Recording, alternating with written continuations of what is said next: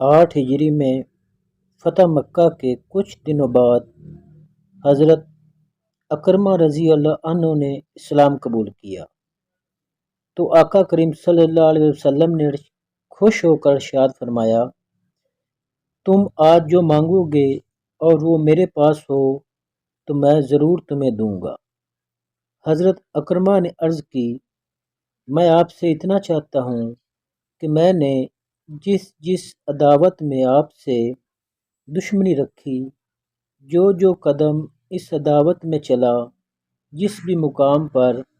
آپ سے لڑائی کی، آپ کے بارے میں جو بات آپ کے سامنے یا غیر موجودگی میں کہی، آپ ان سب میں میرے لیے بخشش کی دعا کر دیجیے۔ رسول کریم صلی اللہ علیہ وآلہ وسلم نے یوں دعا کی، اے اللہ، اکرمہ نے جس جس عداوت میں ہم سے دشمنی کی، جو قدم اس عداوت میں تیرے نور کو بجھانے کے لیے چلا،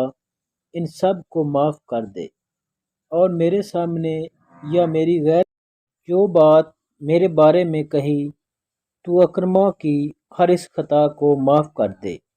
یہ کلمات سن کر آپ نے عرض کی، یا رسول اللہ، اب میں خوش ہوں۔